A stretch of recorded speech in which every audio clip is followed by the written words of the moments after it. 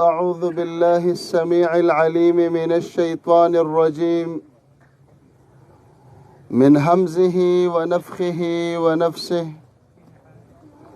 كل نفس ذائقة الموت وإنما توفون أجوركم يوم القيامة فمن زحزح عن النار وأدخل الجنة فقد فاز وما الحياة الدنيا إلا متاع الغرور.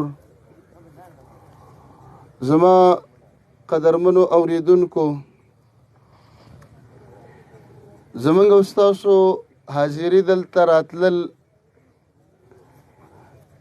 دا د دې دپاره چې د یو مسلمان ورور په موږ او تاسو د هغه اخري حق دی، د هغه اخري حق د ادا کولو دپاره موږ حاضر شو. الله رب العالمین ته مو جرګه وړاندې کړه، جرګه مو پیش کړله د خپلو ګناهونو سره چې موږ ډېر ګناهګارو، خو د خپل یو ورور چې هغه په اخري او سخت سفر باندې زموږ نه روان شه، چې الله رب العالمین ده ته مغفرت نصیب کا. نن که د حاجي صاحب جنازه ده او مقبره کې موږ حاضر یو، پته نه لګي چې ماښام زما او ستا اعلان وشي، دا پته نه لګي چې سبا زما او ستا اعلان وشي. مرګ ناڅاپه ناببره راځي. دا هغه مېلمه دی چې دا بې تپوسه راځي، دا هغه مېلمه دی چې بې وخته راځي، او دا هغه مېلمه دی چې بغیر د اطلاع او خبردارۍ نه انسان ته را رسیږي. مرګ زمونږ او ستاسو د کمزوري ذهن مطابق خلک وایي په مرګ ختمه شي، په مرګ باندې نه ختمیږي. په دې قبرونو باندې بعضې خلکو د ناپوهي د وجې نه لیکلي آخري ارامګاه، القبر اول منزل، آخري ارامګاه نه ده. د دې ځای نه خو د آخرت احوال شروع شو. عثمان بن عفان رضی الله عنه مقبرې ته چې به راغی او خاورې او قبر به ولید په ژړا بش، دومره به وژړل چې په اوښکو باندې به ږیره لمده شوه. چا ورته وویلې تا ته د جنت او د اور تذکرې کېږي، دومره نه جاړې، دومره اثر در باندې نه کوي. دا د خاورو ډیري، دا سلی، دا شناختې او دا قبر او مقبره په تا ډېر اثر کوي او جاړې. وی سمعت رسول الله صلی الله علیه و آله وسلم، په دې ځای کې ځکه جاړم چې د نبي صلی الله علیه و آله وسلم نه ما اورېدلی دي، هغه فرمایل القبر اول منزل من منازل الاخره، د آخرت پړاوونه دي، د آخرت پوړۍ او سټیپونه دي، په هغې کې اولنۍ پوړۍ ستا او زما د قبر نه شروع شوه.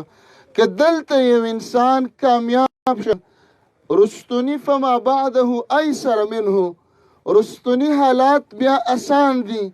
او که دلته یو انسان ناکام شه او فیل شه او په من ربک کې رب نه پیژنده، په من نبیو کې نبی نو پیژندلی، او په ما دینک کې د دین نه خبر نو، نو فما بعده اشق منه، د دین رستنی حالات ډیر بدتر را روان دي.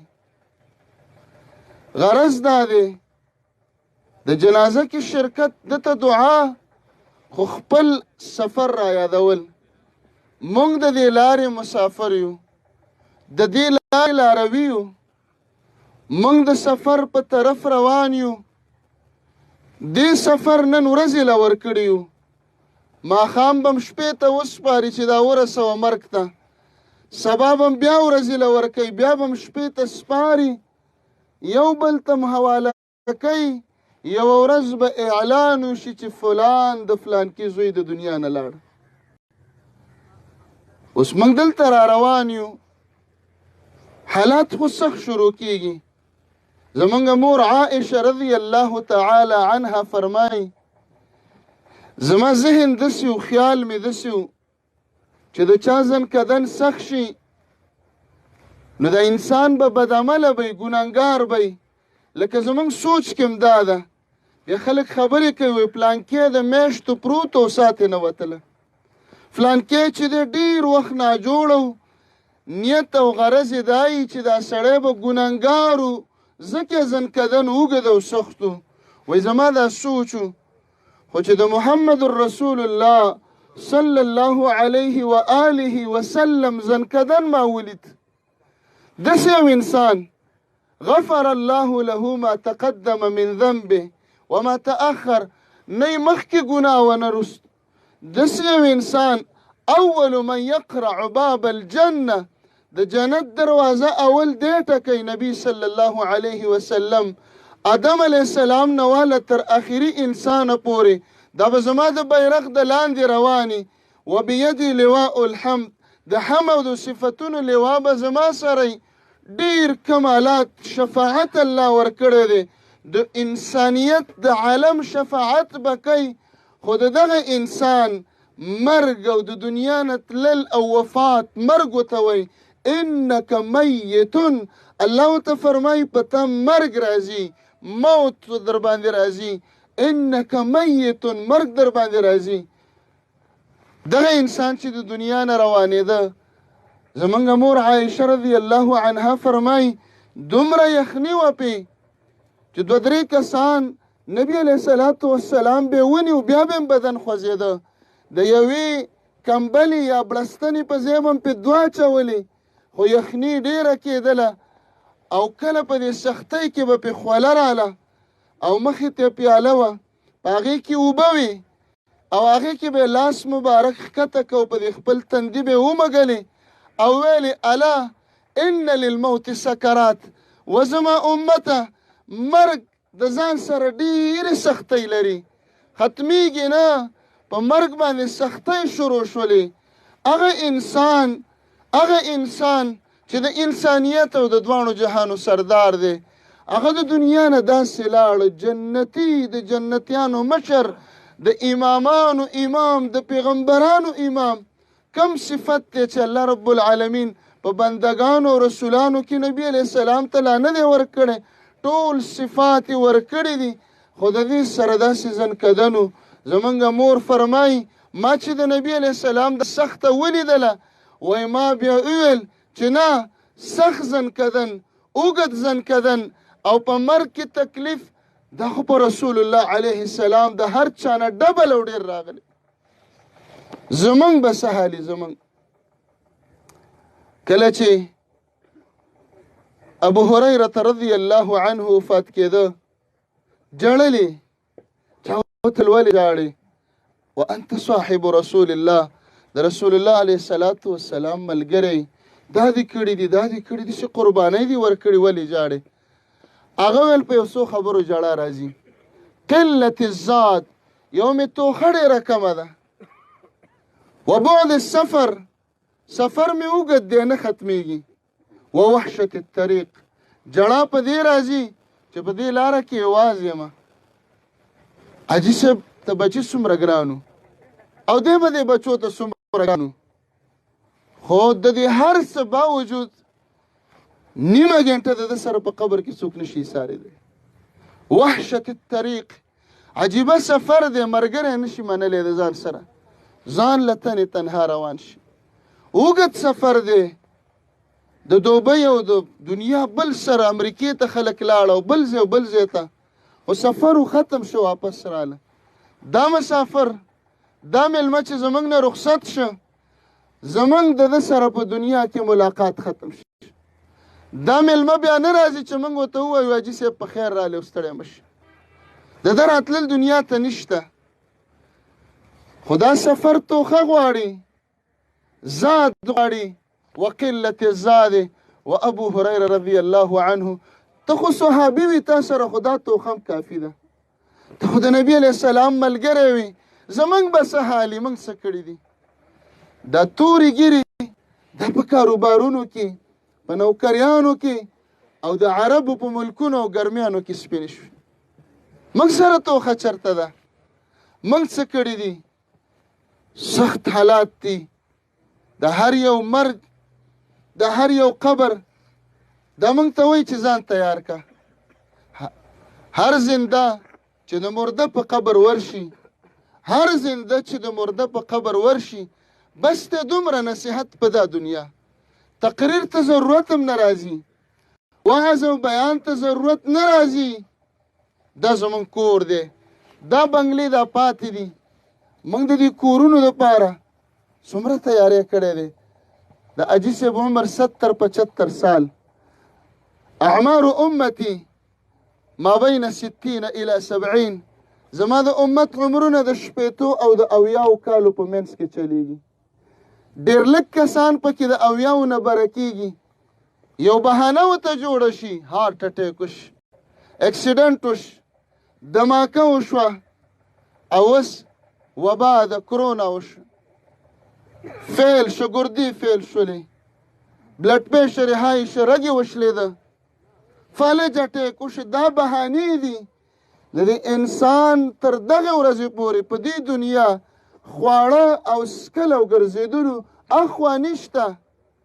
بغیر د بهانې که مرګ وی او بیماري نه وی، نو زمونږ به بیا زړونه چاودلی چې روغ جوړ او زمونږ نه مړ شو. دا ورته یو بهانه جوړېږي.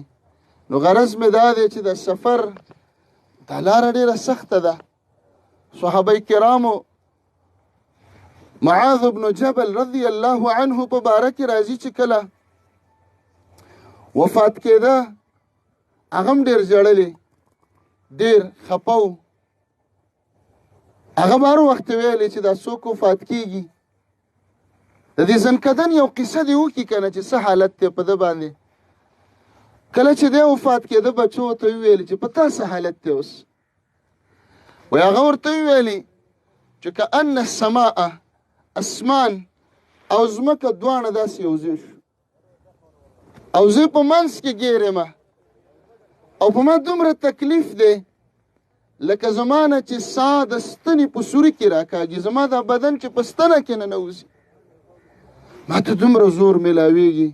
دا خو یې جنتیان خلک وو، بس د هغوی په باره کې نور څه ویلی کېږي نه. ولې؟ الله رب العالمین قرآن کې فرمایلی دي رضی الله عنهم ورضوا عنه. زه د دې ټولو صحابو نه خوشحاله یم. موږ مستور الحال، مستور الحال هم نه یو، حالت هم پټ نه دی. موږ ته خپل ځان او خپل عملونه او ګناهونه ښه معلوم دي. د دې نور نه موږ ته خپل ګناهونه ښه معلوم دي، او د دې باوجود موږ د قبر تیاری نه کوو. دې لاره باندې روان یو. معززو چې دلته راځو، په قبر کې د الله رب العالمین ملائک انسان ته راځي، تپوسونه ترې کوي. بیا اول تپوس حقوق العباد کې کېږي. الدماء، وینې دي، د بندګانو حقونه، پورونه، چې دې ځای ته راځو چې پاک راشو. خیر دی، زمونږ روجې دي کمې وي نفلي، خیر دی تلاوت دې موږ لږ وکړو. خو چې دلته راځو، زمونږ په دې بدن کې د بل مسلمان د پیسې او د پور او د قرض او د غلا او د دوکې حصه نشي. که چېرته موږ په دې ژوند کې ګناهونه او حرامه خورو، پردي مالونه خورو، په دوکه باندې، په ملاوټ باندې، او دلته راغللو تر څو پورې چې هغه انسان موږ ته بخښنه او معافي نه کړې، الله رب العالمین موږ نه بخي. یغفر للشهید کل شیء الا الدین. شهید ته الله څومره اوچت مقام ورکوي، هغه ته هر څه بخښلی کېږي.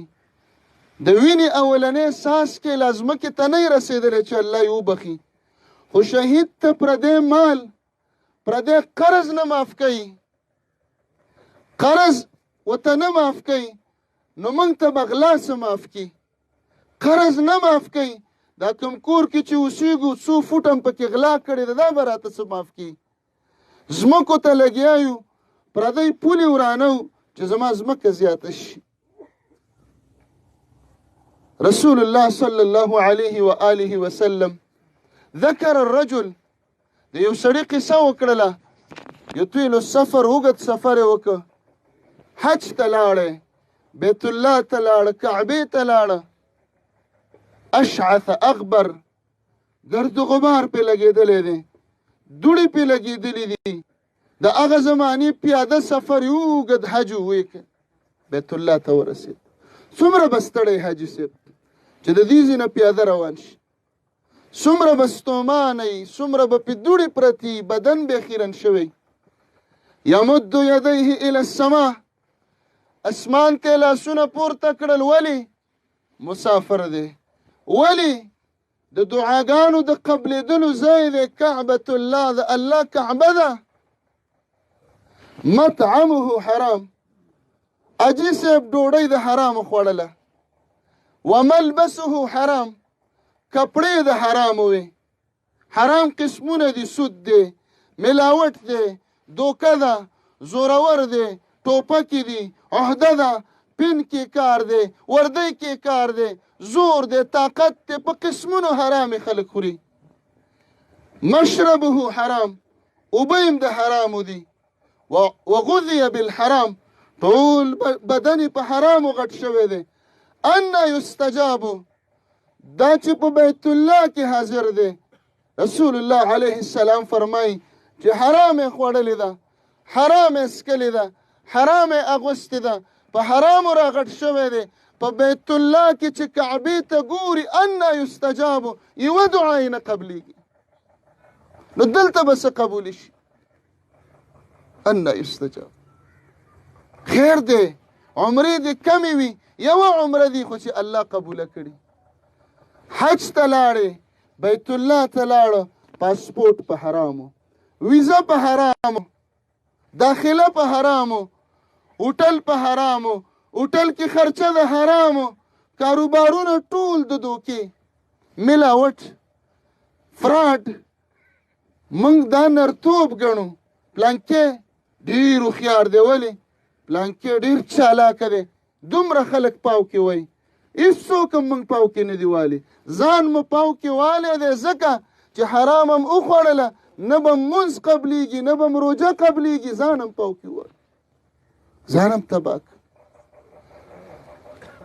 نبی صلی الله علیه و آله وسلم یو جهادي سفر کې روانو. یو خادم یې د هغه د سورلۍ به کولاووله، سامان به تړاو، کولاوه به. یو غشی راغی، پته ونه لګېده چې د کوم طرفه راغی. دی پې ولګېده. صحابه کرامو اواز وکړ، هنیئا له الشهاده، د ده د شهادت مبارکي، شهید شي. رسول الله علیه السلام فرمایي کله، دته د شهادت مبارکي مه ورکوئ. ولې؟ د مال غنیمت نه یوه شړۍ، د شړۍ یوه ټوټه، دومره ټوټه، څه به قیمت و، څه به ارزښت و. د هغه زمانې شړۍ د مجاهد په غنیمت کې حصه هم وي. کنډر یې نه دی والی، څوک یې پاو کې نه دی والی، چاله درېوال او 2 نمبر نوټ هم نه دی ورکړی، د چا جیب هم نه دی والی. مجاهد دی په غنیمت کې حصه شته، خو دته د شړۍ دا ټوټه د امیر د اجازت نه بغیر راغستې ده. رسول الله علیه السلام فرمایي د دې ټوټې د وجې نه زه وینم چې په ده باندې اور د جهنم بل دی ولګېدلی دی. الله موږ اوښان په بډه کړه او بیا مو ورپسې برېت هم تاو کړل چې پلانکې لاس یې داسې هم خلاص او داسې خلاص. یوه ورځ را روانه ده، د محشر ورځ را روانه ده.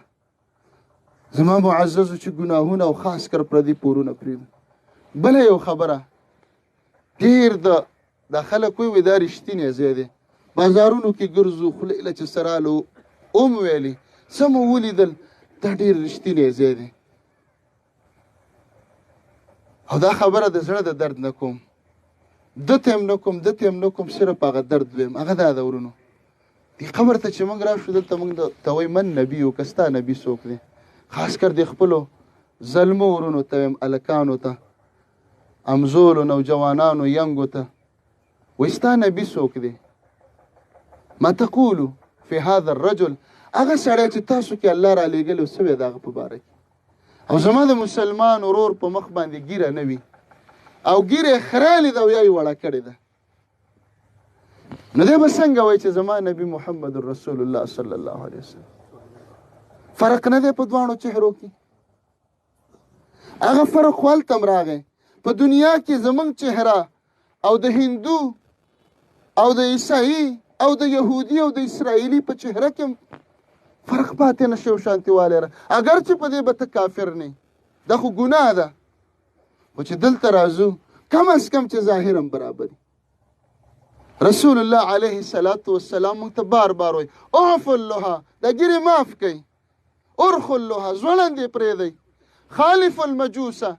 مونږ خو هر وخت وایو یا الله ټرمپ تباه کړي، یا الله اسرائیل تباه کړي، یا الله یهود تباه کړي.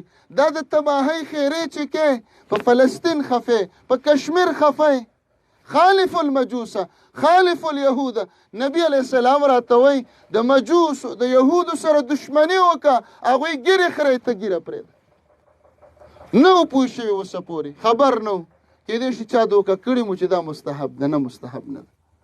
1,24,000 کم و زیات دومره خو پیغمبران دي، 1,10,000 15,000 40,000 ته صحابه کرام رسي، ټوټل 3.5 لکه 4 لکه پیغمبران او صحابه.